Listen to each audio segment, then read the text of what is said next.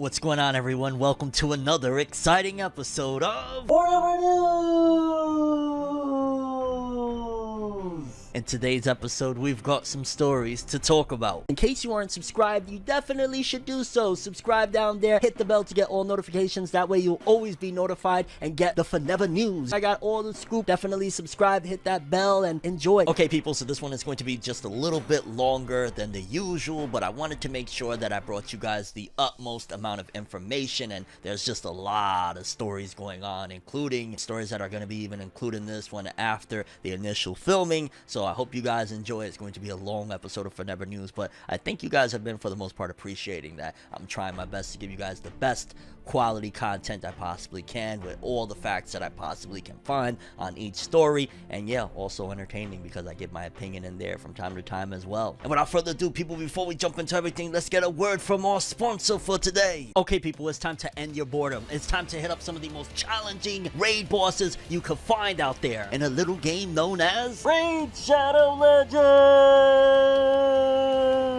the turn-based RPG for iOS, Android, and PC. One of the raid bosses that off the bat I can tell you is extremely challenging, but also very gratifying if you're able to take him down. The Fire Knight, also known as Fyro the Infamous. This raid boss is one heck of a challenge, mainly due to his insane defense capabilities. One of the secrets to taking this dude down is you gotta just keep on hitting him with extremely strong hits. Damage. You're definitely gonna need somebody on your team that is able to deal multiple hits of damage, because that shield makes him immune to debuff. Some of the things that I really enjoy about Raid Shadow Legends is some of the champions, in particular the one that I started out with, Kyle, and some of his attacks such as Acid Rain. In general, I have a blast playing with him. So what's new in Raid? Raid released a ton of new features for the clans and improvements. There's also new quests, new benefits for being in an actual clan, and they even got a new exclusive shop for clan members as well. And in this month's Raid, you also get new champions to collect from fragments in the Doom Tower, and a ton of new events and competitions to be a part of. And if you definitely want to get a head start in Raid, all you gotta do is hit the link in the description below, or you could even scan the QR code right here as well. If you're a new player, you'll get an epic new hero, Toyotaro, 200,000 silver, 1 XP boost, 1 energy refill, and 1 ancient shard, so you can summon an awesome champion as soon as you get in the game. I mean, just look at this awesome champion. You get this for free. Not to mention, you'll find extra rewards here in the inbox for the next 30 days only. And boom, once you're in, you can find me under the name Fornev, and if you're fast enough, you can join my clan. It's that easy. Click the link in the description below, and you can join in on Raid Shadow Legends, again, for the PC,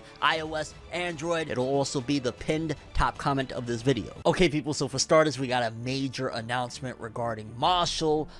Yeah, you're gonna want to hear about this one, because it doesn't seem like Mashle is going to be a long-running manga. We'll talk about it. We got a wide variety of My Hero Academia news, including an update on My Villain Academia, the latest movie and what it's selling thus far, a new visual for the upcoming anime episodes, and an update from the director of My Hero Academia. He's been on board since the very beginning, and a comment that he made regarding his fate and the future of My Hero Academia. Small update regarding the latest cover of Weekly Shonen Jump magazine. We got the Weekly Shonen magazine author comments. We're gonna talk about those. We got a big update regarding the Orient anime that's from the same author as Magi, the Labyrinth of Magic, Shinobu Otaka. Yeah, we got a ton of info and a new visual. We got the top 20 best-selling series of the month for manga. It's by series, not by volume. Huge update for the Boruto anime. A couple of teasers or spoilers we got for the upcoming episodes. We got a big update on Tokyo Babylon. Y'all know that it was recently canceled due to plagiarism, and they were talking about remaking it. Well, apparently a lawsuit is going on, and we're gonna get into that. A big major update for Shonen Jump, the app, and how successful it's doing right now. We got an update for the Inuyasha spin-off sequel anime, Yashahime Princess Half Demon, and season 2, and a visual. Big updates for JOJO'S Bizarre Adventure Stone Ocean, aka Part 6, and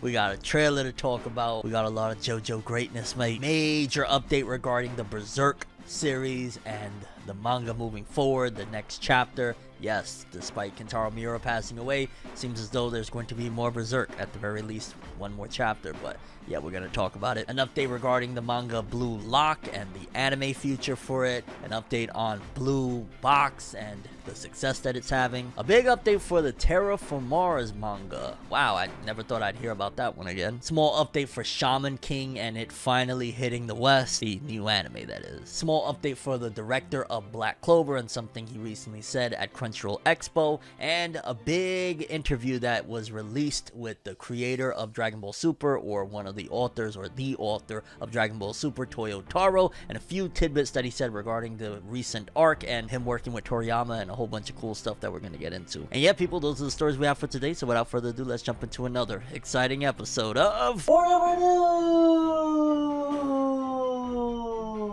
the only news source that provides anything and everything anime and manga related. And we don't bore you, we get into it. Let's do it. No matter how you move, get it done. No matter how you move, get it done. No matter how you move, get it done. No matter how you move, get it done.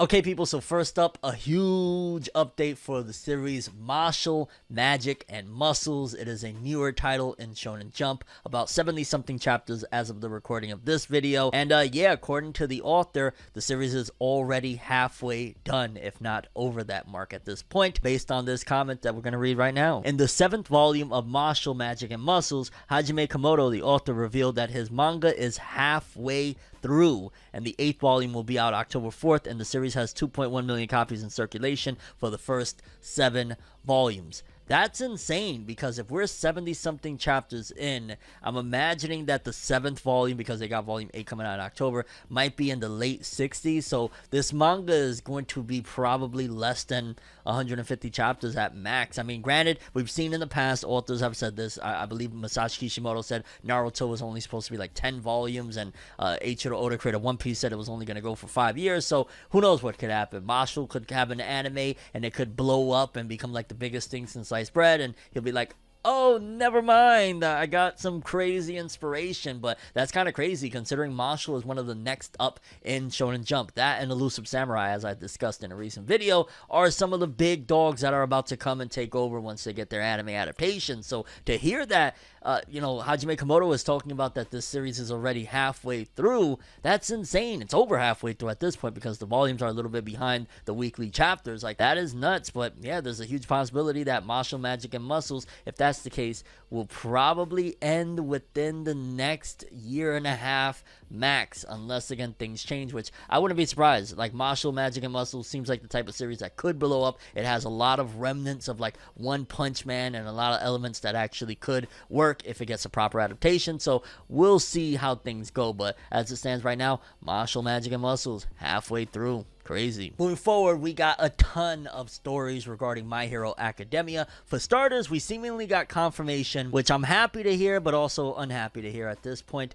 regarding My Villain Academia. Because My Villain Academia, in case you don't know, Season 5 of My Hero has been somewhat of a disaster. They skipped over an arc, and now it seems as though they're relegating it to a handful or so of episodes. But according to this, it says, My Hero Academia Episode 107 and 108 preview summaries. Episode 107 is More of a Hero Than Anyone. At the end of the winter break, Aizawa and President Mike are headed to a villain prison for a certain reason, and that airs August 14th because there was a break this weekend for My Hero. However, the following episode is apparently My Villain Academia. A certain individual contacts Shigaraki and the League of Villains. What's his true identity? And that's the following week, August 21st, which leaves us with about a handful of episodes. Honestly, this is a rush job, and it looks like they just want to get it out the way because, yeah, like, it's not profitable for them, and it's a bad look for My Villain Academia to be like a big creme de la creme animated thing. And I don't understand, like, I get it why, because of many different politics that I don't want to really dive into, but it's just such a shame because that arc is amazing in the manga.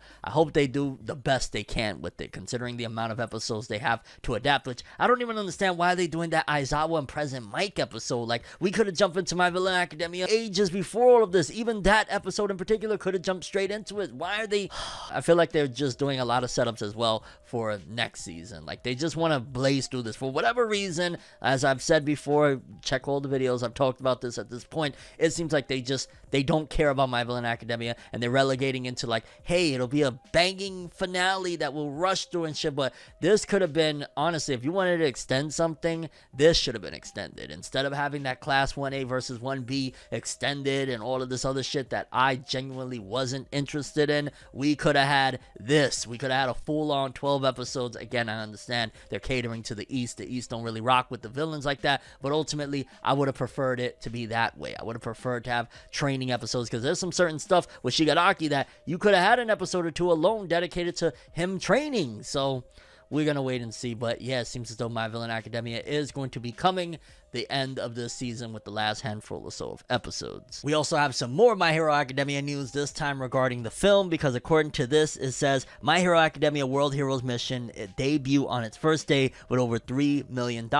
My Hero Academia 2 Heroes first 3 days did $4.49 million, and My Hero Academia Heroes Rising in the first 3 days did $3.86 million. So basically, in its first day, it did what took 3 days almost for the other films. Essentially, this is probably going to be the most successful My Hero Academia film to date, but I've also heard some not so great things. Like, I heard something about the plot of the movie and the pacing of it, and it doesn't sound that exciting to me, but we gotta wait and see, and I'm going to be open-minded just because I feel like if certain things that I wanted to see kind of got robbed from me for this film, again, I want this film to be great, or at the very least, I want to enjoy this film, and I'm going to try my best to appreciate it. I'm not going to go into this being bitter, like, it better be the greatest thing ever, because I've heard it's like not as great as some of the other films, but it's like okay-ish, so has me a little bit worried. But ultimately, I'm going to try to be just appreciative that, hey, you know, another My Hero film, why not? But yeah, 3 million in its first day in comparison to 4 million in 3 days for the 2 Heroes film,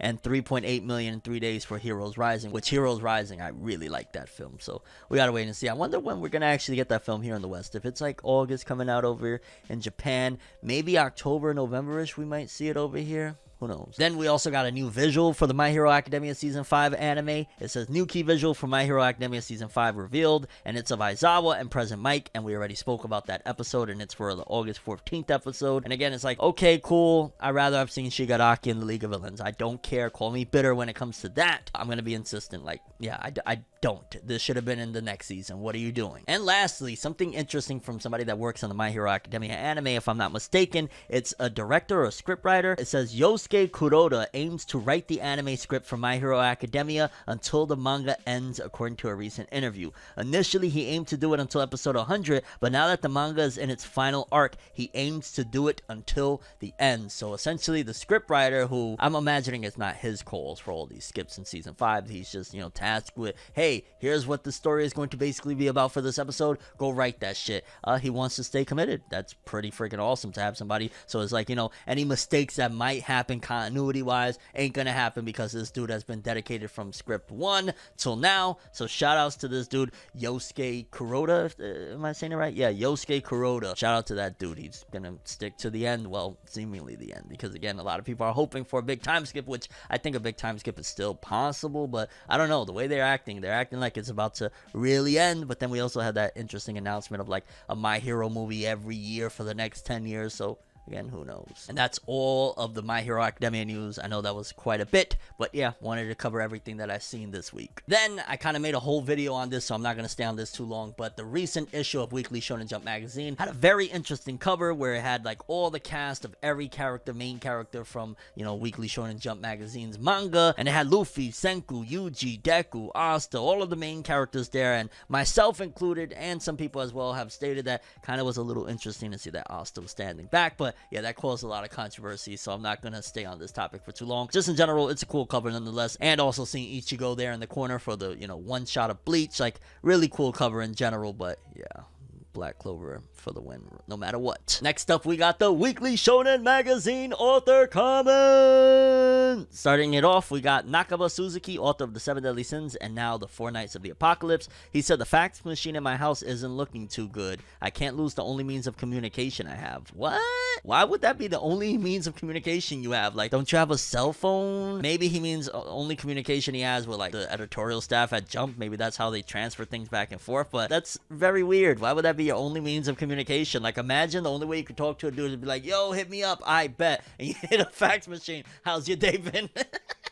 I'm laughing about it, but I'm sure back in the day, people probably actually did that. Next up, Hiro Mashima, author of Fairy Tail 100 Years Quest, and now Eden Zero, and I guess Rave Master, but I shouldn't have probably said every series. Y'all know by now. I've taken up drawing plans for a self-made game and RPG maker as a hobby. I'm making progress little by little, and I'm imagining, I wouldn't be surprised because Hiro Mashima is a very ambitious guy. I wouldn't be shocked if he's trying to one day pitch his own video game and have his own thing. Like, we know he's doing character designs for that one RPG. He's had a Fairy Tail game. He's had an Eden Zero game. I wouldn't be surprised if he wants to make an exclusive original video game that's not based on any of his manga or anime or anything like that. Maybe he just wants to have an IP that is straight up like, hey, this is a brand new game and I want you guys to put it in. They probably would. They trust Hiro Mashima. He's had a lot of success under his belt. He did the Monster Hunter or Raj manga. Like, he's done so many different things. I wouldn't be shocked if Hiro Mashima had an original video game title that wasn't based on his manga and it be a big hit on top of that. So kudos to Hiro Mashima. Then moving forward, we got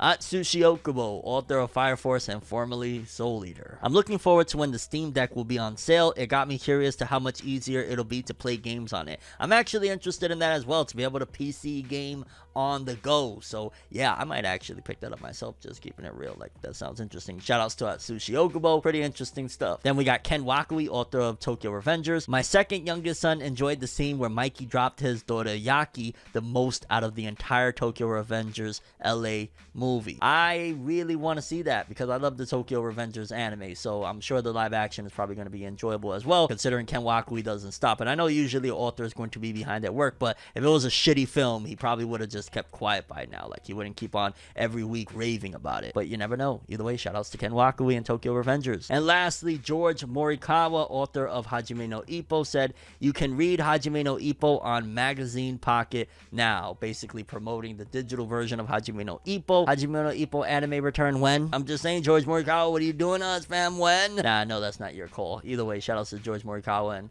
Hajime no Ippo, legendary boxing series, probably the best boxing series of all time. I mean, I guess you could throw in Ashita no Joe as well as an argument, but yeah, shout outs to him and shout outs to the Weekly Shonen Magazine author comments. Awesome stuff all around. Next up, we got a ton of updates for the Orient anime. For starters, just this visual alone, I want to say it was a color page, and you could definitely tell the character designs look very reminiscent of Magi characters, but this shit looks awesome. The character with the red hair and the blonde hair, and just in general, again, they look similar to Magi characters, but it looks really freaking awesome. And then we also got another visual, which is apparently from the upcoming anime, and this shit looks sick. The kid with the red hair having a big fiery sword, and then the other kid, which again, the kid with the blonde hair looks like Alibaba. The kid with the red hair, he probably looks like one of the finalists from like Morgiana's tribe, and it's kind of weird saying Morgiana considering I named my daughter after her, and now Morgiana more so to me is like, in my mind when I say that, I think of my daughter and not really the character from Magi. But yeah, he looks like a finalist. And we got a little bit more info courtesy of Anime News Network on the upcoming Orient anime. It says, Adventure TV anime Orient reveals cast, staff, and a visual. The official website for the TV anime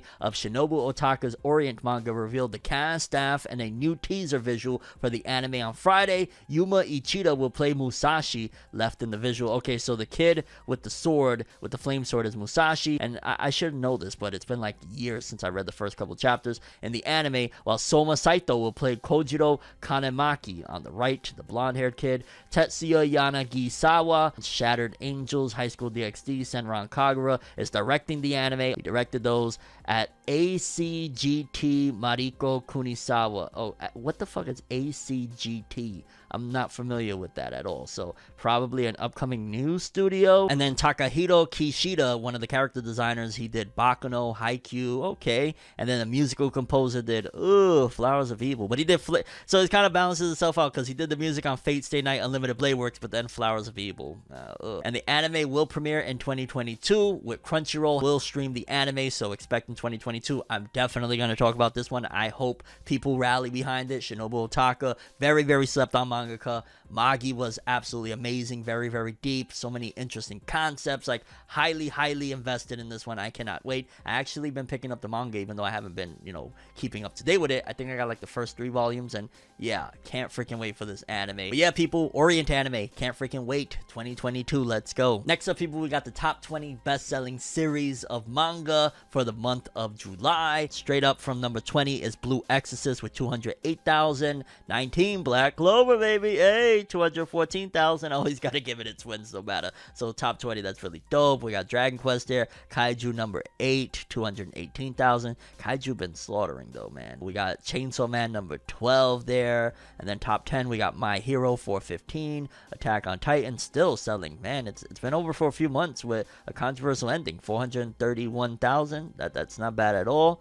Moving forward, So no Frieren. Damn, that's a big one coming up. Damn, top 5, Kimetsu no Yaiba, Demon Slayer, still tearing it up. 456,000. That's just been over for over a year now. And then top 3, Kingdom, 794,000. Jujutsu Kaisen, fam, 961,000. And then in a whole other league that is indescribable, Tokyo Revengers, 5.5 million. Like, there's no competition right now. Like, hell, even Jujutsu Kaisen, that right now is a little bit dormant. The manga was on hiatus for a month. The anime wrapped up a few months ago, so we can't really be fair about it. But Tokyo Revengers, fam, 5.5 million. That anime, woo! Ken Wakui's pockets must be lined up because, yeah, really, really awesome stuff. And I gotta stress again, this is a Kodansha Weekly Shonen Magazine title doing these numbers. This is usually exclusive to Jump. Shoutouts to them. Shoutouts to Tokyo Revengers. Next up, people, we got a couple of episode synopsis for the upcoming episodes of the Boruto anime. Also, before we start with them, this is all courtesy of Organic Dinosaur. Shoutouts to them. Summary for Boruto episode 213. True Identity, which airs August 29th. Shikamaru, Naruto, and the others hear information from Amado in exchange for granting him refuge status in Konohagakure village. Amado announces that him and Kashin Koji are colluding with one another in order to deceive Jigen. Amado then tells him about Jigen's true form. He's actually someone named Otsutsuki Ishiki who came to Earth a long time ago alongside Otsutsuki Kaguya. In addition, Amado begins to talk about the various details behind karma, which is something that has been afflicting both Boruto and Kawaki. So we're getting into the nitty gritty, baby. 213. This is big stuff. True Identity. Yeah, we're getting into the meat of it all. And then episode 214, A Predestined Fate, which is slated for broadcast on September 5th. So yeah, we're ending off the summer and heading into the fall with some greatness right here. At Kara's hideout, the battle between Kashin, Koji, and Jigen has begun. Let's go! If Jigen were to regain strength like an Otsutsuki clan member, there would be no means for Koji to oppose such tremendous powers. Before that scenario occurs, he must defeat Jigen and extract Ishiki's real form that has been hijacking Jigen's body. Scrupulously planning his next move in order to achieve that outcome, Kashin Koji begins unleashing jutsu after jutsu. Meanwhile, in Konohagakure village, Naruto and the others have been attentively watching over the battle via Amado's device. They see Kashin Koji's plan succeed. Finally, their strongest and worst enemy, Otsutsuki Ishiki, has made his appearance. Oh my god, 214, they better do it right. They better do it right. At the same moment, Naruto and the others witness an impactful phenomenon that has transpired with Kawaki's karma as a direct result of Ishiki's manifestation. Honestly, I could see 214 or 215 or maybe both of them in unison being the best episodes and my favorite episodes of the Boruto anime, because that content in the manga to this date is my favorite stuff from the Boruto series as a whole so far. Like, nothing has topped that moment for me in particular since that actually happened. So 214, September 5th, you know where I'm going to be. I'm going to be in front of my damn TV watching that episode, probably going to watch it multiple times. They better do it justice. They better give it that extra mile of art and animation, because if not, they dropped the ball big time. This is one of the most important and impactful stuff. So either 214 or 215, depending on how much they stretch that fight. Huge, humongous stuff, and this is going to be absolutely major. I cannot wait, and I cannot stress enough how hyped this is going to be, man. Oh my god. Also gets me a little worried because we're catching up to the manga at this point. Like, yeah, a little worried there, but nevertheless, this is going to be fire. Those episodes, man, closing out August and heading into September, Boruto is going into the peak mode of what it's shown so far. Okay, next up, y'all know that there was this big ordeal that happened, a big controversy with the Tokyo Babylon anime, that it had to get shut down of production due to plagiarism and all that jazz.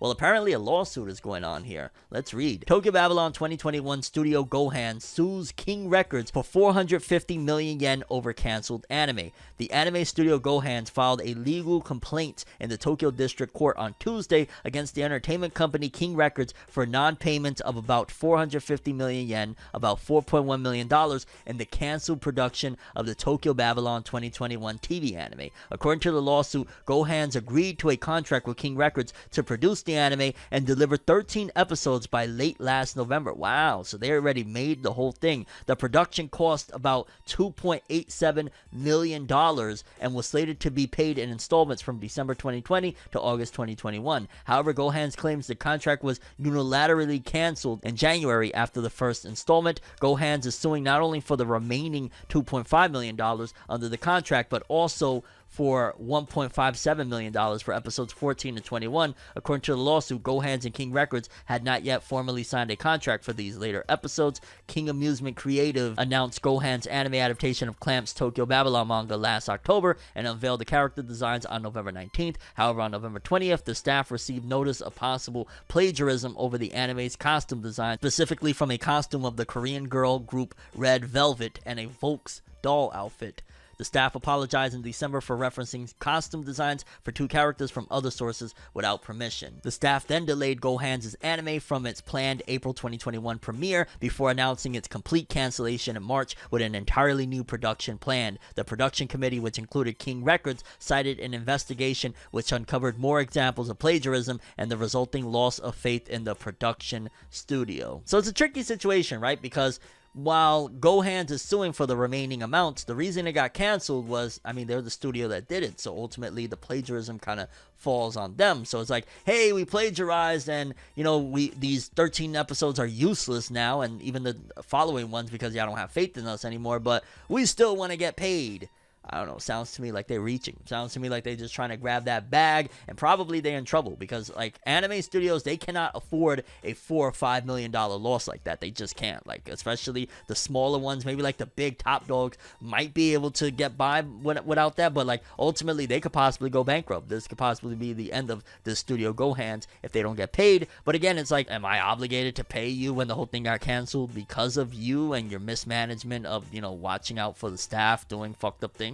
And I don't want to really say fucked up things because to me personally, it was inspired, the outfits and shit like that, but you really gonna cancel a whole production because of these outfits? Like, you can't just have them go back in and change some shit. But again, they also found other examples of plagiarism, so I don't know. Gohan's, this is a sticky situation. I hope they don't go bankrupt over this, but if they don't get paid from this record company, they might be in trouble. And either way, it's all around a wild situation. Next up, a really cool update, and a very good update for that matter, for Shonen Jump, because according to this, it says Shonen Jump Plus app has reached a 10 million MAU monthly active users with both app and website. Meanwhile, Manga Plus is now in 5 million. Wow, that's the Shonen Jump Plus app. I thought this was the regular Shonen Jump Plus with 10 million monthly active users. Hold up. I'm telling you right now, and I'm going to have a bigger video diving into this whole thing, but Shonen Jump Plus is probably going to be the future of a lot of R entertainment. And when I say R, if you're like in your early 20s to 30s, 40s and up and all of that jazz, you're probably going to be more invested in the stories that are coming to Jump Plus, because things like Kaiju number 8, things like Chainsaw Man Part 2, things like Don Da Don, like all of these stories are geared towards more of an older demographic in my opinion. And Shonen Jump Plus seems to be the route that a lot of us are going to be enjoying more in the future. Don't get me wrong, I'm always going to have a fondness in my heart and probably check out here and there some of the big Shonen Jump titles, but in terms of for the older people, Jump Plus is looking like where it's at. So major congrats on 10 million active users, and in general, I support the living shit out of it, especially because Chainsaw Man 2 is coming there, and yeah, I gotta support my boy Tatsuki Fujimoto. Y'all know the vibes. Next up, we got a small update for the Yashahime Princess Half Demon Season 2 anime. It said, take a look at the key visual art for Yashahime Princess Half Demon, the second act. And in it, we see the previous cast at the very top. We see Inuyasha, Kagome, we see Sesshomaru and Rin, and then we see a lot of the main cast, which honestly, this art actually looks pretty damn good. The main three there, and in general, I still gotta go back and finish the Yashahime anime. I know, I've been saying I'm gonna finish it. I gotta get it done because I do want to check out, and I really want to know what the hell happened to Inuyasha. Why do they look like they're dead in the sky? Are they dead? Oh god, I hope they're not dead. Don't spoil me. I'll watch it eventually, I promise. But yeah, really awesome and interesting to say the least. New visual for the upcoming Yashahime Princess Half Demon Season 2 or second act. Okay, next up, people, something that I am going crazy to talk to you guys about. I've been holding it in, and I know I'm probably late by the time this gets up to you guys, but JoJo's Bizarre Adventure. Y'all don't know that as of recent, I don't know, for like years and years, I've been a fan of JoJo's. Like ever since the, David Production Studio came in and put that first adaptation out of, season 1 and 2, or part 1 and 2 of JoJo's, I liked it. I enjoyed it. I thought it was really awesome.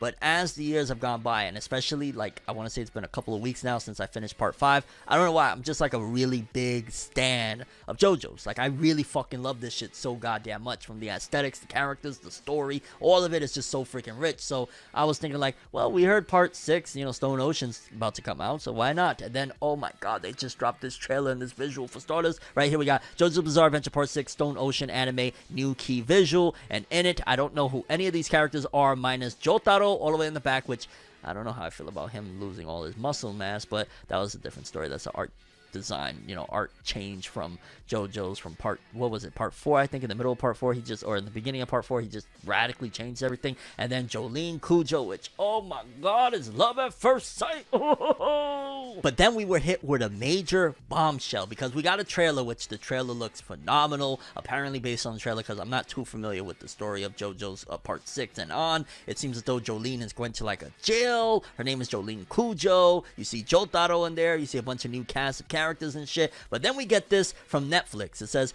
get ready, JoJo's Bizarre Adventure Stone Ocean premieres on Netflix worldwide this December. So I'm wondering what that means, right? Because we know about the Netflix jail where, like, you know, we be having to wait or whatever. They said worldwide, so more than likely it's going to be like Record of Ragnarok, where we're going to get it as well. But that also makes me wonder, so are they going to just drop the entirety of it? However many episodes it'll be, 30, 40 episodes? Are they going to give us like 10 at a time? How the hell is this going to work? Because usually, especially with anime, like, they're working on the latest episode as they're handing in it each and every week. So maybe that's why it's been a little bit longer for this part to come, because maybe they've been really perfecting it. When did we get part 5? Was it like 2018? I want to say it started, and maybe wrapped up in like 2019. It's been a bit since part 5 wrapped up, and yeah, we got part 6 incoming with this trailer. And again, it makes me wonder, how is that going to work? Are they just going to release a new episode every week on Netflix? But that also spurred something else on, because one of the show front runners for Toonami, Jason DeMarco, had this to say in response to the big announcement about JoJo's Part 6 coming to Netflix. He said, "Bye-bye, JoJo. It was nice hosting you on Toonami while it lasted." And he went on further to reply to a couple comments saying Netflix has some big bags. And basically, if Netflix has it, Toonami's not going to be able to get their hands on it. So yeah, no JoJo's anymore on Toonami, which really sucks for the Toonami fans, but it's going to be interesting to see how this plays out. And either way, oh my god, Jolene Cujo, JoJo's Bizarre Adventure. I love JoJo so damn much, and I'm so hyped for this. And Jolene Cujo looks so amazing, and Araki Hirohiko, I mean, it just looks so freaking good. And it's going to be interesting as well, because the last, I don't know how many parts of JoJo, pretty much every part up until this point has been them traveling around. Like, part 5 was traveling through Italy, part 4 was Japan, part 3 was Egypt and all sorts of parts of the world. Part 2 was, I guess, New York. It really didn't go too many places. And part 1 was like London, and then some weird shit that started getting bizarre. And this one, it seems as though it's going to be locked in a jail, in a prison or something. So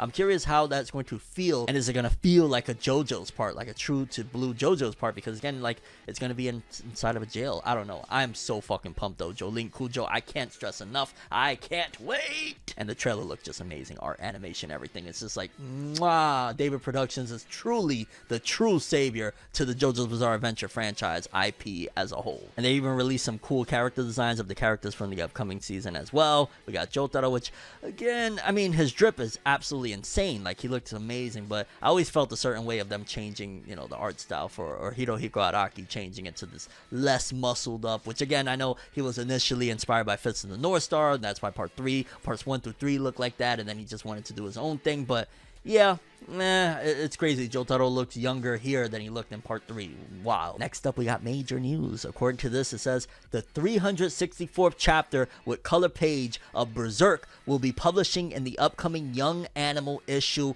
18 2021, out September 10th. And the same issue will have a poster with the best scenes of the manga and a booklet titled Messages to Kentaro Miura. And I want to say this was like the last chapter, if I'm not mistaken, that he drew. Don't quote me on that, but that is so sad and crazy. And I'm wondering how things are going to go moving forward. Are they going to continue? Because it seems as though if they're putting out this chapter and they're not saying like, hey guys, this is the last chapter, so just want to give you guys a heads up, maybe they're going to have his assistants finish up the Berserk manga. Like, they're going to release whatever he was working on, whatever he had in the tuck, and then have the assistants move forward with the series. I don't know how I'm going to feel about that, but this is a strange feeling because, again, Kentaro Miura passed away, the original author, but he may have left, you know, a big manuscript of, hey, this is how I want it to end. But then again, it's never the same when it's not the original creator. So we got to wait and see. But Berserk fans, because I'm not caught up. I just keep it real. I'm not caught up. I've always felt like with Berserk, I like to treasure it and read it a volume at a time. That's just me. Like, that's the way I've enjoyed the series. I've watched every anime adaptation. I'm not caught up, but Berserk fans, yeah, I know everybody's going to enjoy that chapter. Everybody's going to look at that chapter, and again, it's just making me wonder, what is the fate of Berserk if they're still releasing stuff? So they're not putting it on hold, they're not canceling it, they're moving forward, but again, they could say, hey, we're going to just release whatever he had left and then, you know, put it to rest, or I don't know. But yeah, new Berserk chapter. Very, very somber feeling. Next up, we got finally an official announcement on this. It says soccer manga series Blue Lock by Kaneshiro Muneyuki Nomura Yusuke will get TV anime adaptation in 2022, and the first 15 volumes have 4.5 million copies in circulation. So yeah, it's about time, and I've said this before, and I'll say it one more time. This is going to be huge. This is probably going to get the Haikyuu fandom, the Kuroko no Basket fandom. This is going to be the big sports series, which is crazy because it used to be that Shueisha had a strong arm on everything. Like, there was no series that was really popping like that if it wasn't in Jump or a Shueisha title. Things is changing. Like, now they're taking over the sports arena as well. Craziness. We also got a little bit of an update on Blue Box, another new Shonen Jump title. It says, according to a bookstore sign, Blue Box Volume 1 is out of stock and scheduled to be reprinted August 26th, which this is the second time now that I'm hearing that Blue Box is selling very well. If I'm not mistaken, I think it's like a more of a sports romance type of series in Jump, which I haven't seen too much of it, to be honest with you. I've heard it's good, but I haven't really dug into it. But yeah, that's a good sign, right? It's a little bit different. It's not trying to compete with, you know, the battle series, and it's doing its own thing right now, and it seems like it's winning little by little. Okay, next up, a series that I never thought again we would hear from, Terraformars. Apparently, we got an update from the artist or the creator of Terraformars. It says, Terraformars artist, manga will return as soon as writer's health improves. Manga creator Kenichi Tachibana confirmed on his Twitter account on Wednesday that his and Yu Sasuga's Terraformars manga will resume once Sasuga has recovered from his health issues. The manga has been on an indefinite hiatus since December 2019, with the announcement at the time also citing Sasuga's health issues. Tachibana launched a new sci-fi manga titled Gigantes in Shueisha's Grand Jump magazine on Wednesday. Okay, so in the meantime, while things is going on, this creator is working on a new story while they wait for the other creator, if I'm not mistaken, I think the writer, to get better so they could keep on moving forward. And yeah, I'll be honest with you, I thought it was over for Terraformars. I forgot that it went on hiatus, and I legitimately for the longest time thought, oh, I wonder how Terraformars ended. I didn't realize that it went on hiatus due to health issues, or I just completely forgot. And it's crazy because I remember Terraformars, I was a part of the fandom that was screaming, this is the next Attack on Titan, yeah! And yeah, the anime adaptation was not that great, and it didn't become the next Attack on Titan. And then unfortunate circumstances happen like this. But yeah, I mean, it's a good sign that he's bringing shit up, right? Like, hey, you know, Terraformars will return at some given point. Don't worry. Which I'm imagining he probably said that because they're probably like, oh, so you're starting something new in Grand Jump. That means it's completely a wrap for Terraformars. This was probably him clarifying, like, no. I'm going to get back to that eventually. Let's just let the other creator, you know, get healthy again. But yeah, for people that have been waiting for an update about Terraformars, there you go. So while I was editing this video, this story broke, and this is very, very major and impacts the future of the anime industry as a whole. As of the recording of this one, apparently the merger has been complete. The acquisition went through, and Sony now owns both Funimation and Crunchyroll. It is official. We're going to read the press release, but yeah, this is very big to say the least. We'll get into it in a second. Let's read what they said. Sony Funimation Global Group completes acquisition of Crunchyroll from AT&T. Sony Pictures Entertainment and AT&T Inc. today announced that SPE has completed its acquisition of AT&T's Crunchyroll anime business through Funimation Global Group LLC. Funimation is a joint venture between SPE and Sony Music Entertainment Inc.'s subsidiary Aniplex Inc. The agreement was first announced in December 2020. Crunchyroll is a premier anime direct-to-consumer service with 5 million SVOD subscribers and growing. It serves 120 million registered users across more than 200 countries and territories, offering AVOD, mobile games, manga, events, merchandise, and distribution. The deal provides the opportunity for Crunchyroll and Funimation to broaden distribution for their content partners and expand fan-centric offerings for consumers. We are very excited to welcome Crunchyroll to the Sony Group, said Kenichiro Yoshida, chairman, president, and CEO of Sony Group Corporation. Anime is a rapidly growing medium that enthralls and inspires emotion among audiences around the globe. The alignment of Crunchyroll and Funimation will enable us to get even closer to the creators and fans who are the heart of the anime community. We look forward to delivering even more outstanding entertainment that fills the world with emotion through anime. Crunchyroll adds tremendous value to Sony's existing anime businesses, including Funimation and our terrific partners at Aniplex and Sony Music Entertainment Japan, said Tony Vinciquerra, chairman and CEO of Sony Pictures Entertainment Inc. With Crunchyroll and Funimation, we are committed to creating the ultimate anime experience for fans and presenting a unique opportunity for our key partners, publishers, and the immensely talented creators to continue to deliver their masterful content to audiences around the world. With the addition of Crunchyroll, we have an unprecedented opportunity to serve anime fans like never before and deliver the anime experience across any platform they choose, from theatrical events, home entertainment, games, streaming, linear TV, everywhere and every way fans want to experience their anime. Our goal is to create a unified anime subscription experience as soon as possible. The purchase price for the transaction is $1.175 billion, subject to customary working capital and other adjustments, and the proceeds were paid in cash at closing. AT&T expects to use the proceeds from this transaction to help support its debt reduction efforts, with plans to reach a net debt to adjusted EBITDA of below 2.5 times by year end 2023. Translation, Sony gave them the bag. Translation, Sony gave them the bag. Translation, now Sony is one step closer to obtaining a monopoly on the anime industry, because now they have, Aniplex of America, which is under their umbrella. They got Funimation. They've had them for a couple of years now since they bought Funimation out. Then now they got Crunchyroll, which Crunchyroll is the biggest, in my opinion, on the streaming side of things for anime. And also they have some manga as well. Like, they are the ones that stream the Attack on Titan manga, the Eden Zero manga. They have a few manga there as well, and they've just been very, very vital in anime conventions and things like that. So Crunchyroll is a massive force, and outside of those three companies, the only other people that really put up any type of fight against this is, like, you got Amazon. They get a title or two every year. You got Sentai Filmworks that get the ones that aren't really all that huge. Maybe they get a huge title here or there, or a controversial one. Then outside of that, you got Discotech that gets the older ones, and then you got the only fighting chance at stopping this potential monopoly of the anime industry, Netflix. Like, Netflix is the hero that we didn't know we needed, and at first we were apprehensive against them, but ultimately Netflix is the only one that has been, little by little, if you've noticed, making moves and getting anime acquisitions and kind of slowing down this trend. It's kind of crazy that, I want to say it was about 4 years ago, I remember, where I was speaking with somebody from Crunchyroll, and they were talking about this uncomfortable alliance that they had with Funimation at the time, and how they were trying to stop, essentially, like, bigger players like Amazon Strike at the time, I think they had, and Netflix, and all these people from taking them out. And then ultimately the winner of that, when they separated again, because there was a rivalry between, like, Crunchyroll and Funimation, wasn't Crunchyroll, wasn't Funimation, it was Sony in the end, because both of them got bought out in the end. And ultimately now Netflix, ironically enough, is one of the only forces stopping a monopoly from going down in the anime industry. And Netflix definitely needs to make a few adjustments in order to kind of be a little bit more palatable for people. Like, people don't want to wait 100 years for their anime. They want it when it's coming out. So there's that.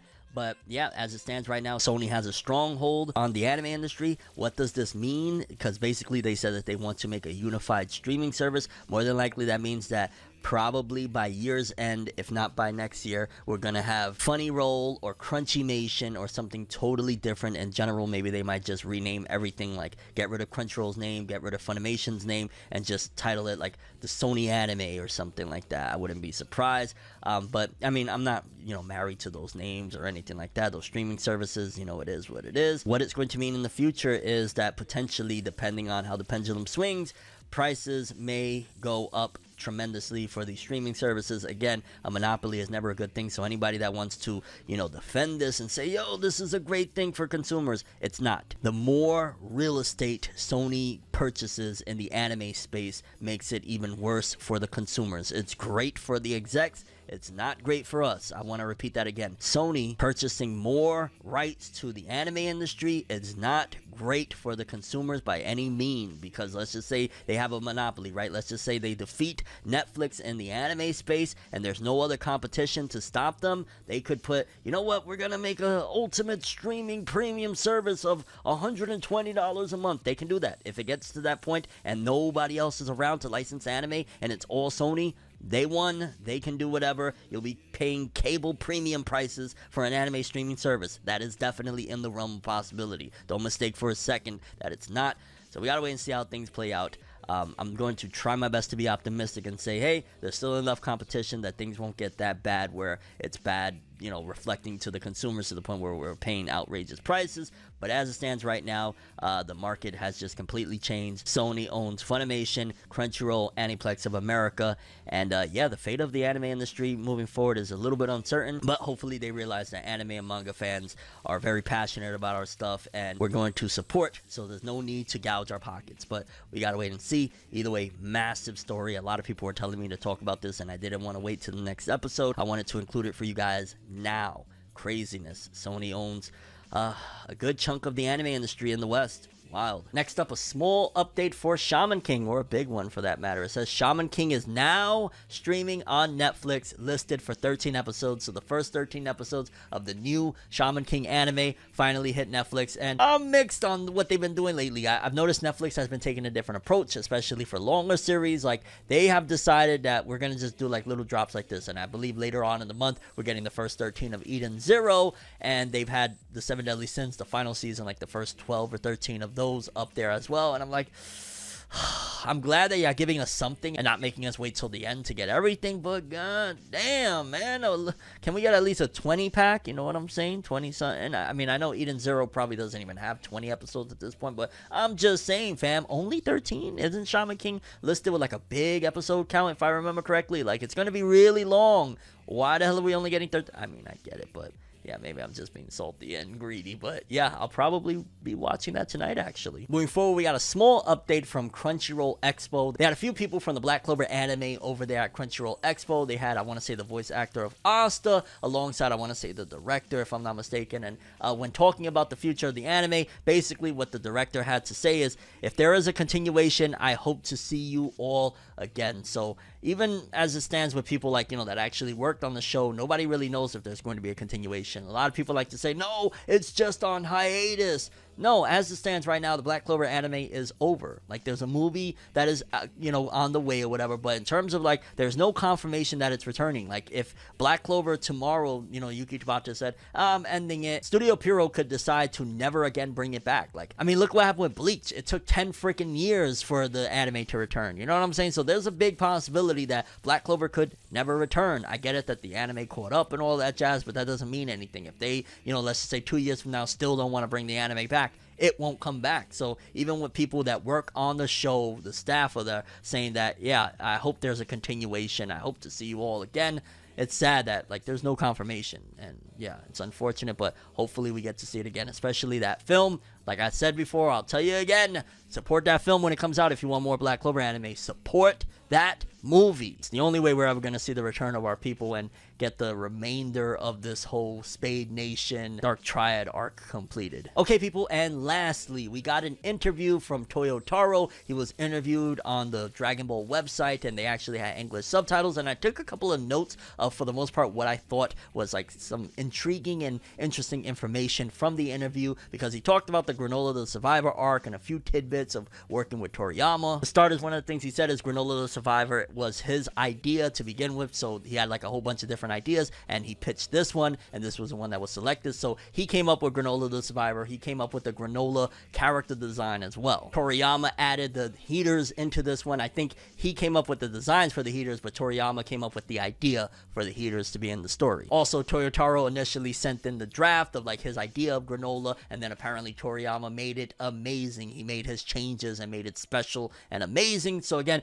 it's a collaborative effort, but Toyotaro came up with the idea initially for somebody that, if I'm not mistaken, he said he wanted a character that was kind of connected to the Saiyans from the past or something like that. Toriyama was the one that came up with the idea for the new Dragon Balls, and also Toriyama was the one that came up with the new lore for the Namekians and Planet Namek and where the Namekians really come from. So again, it was a collaborative effort, but at the very least, it's interesting to know these tidbits of who did what. And yeah, I'll link the full interview in the description below. You just got to click closed captions, and they have full English translations on there. Very interesting stuff. Honestly, I wish Shueisha and Jump would do that more. Like, why don't we get every month or every other week, you know, one of the creators from their various manga and shit to come for 15 minutes. I think this was like 16 minutes or so, so let's just say 20 minutes. Like, they could take 20 minutes, especially if they're doing like a monthly series or something. Come in and give us some content, because this was very interesting. I like the breakdown. I like to see, you know, what their thoughts were when creating certain things, who did what. Like, this was very, very enjoyable. And I get it, mangaka are very, very, you know, overworked and shit like that, but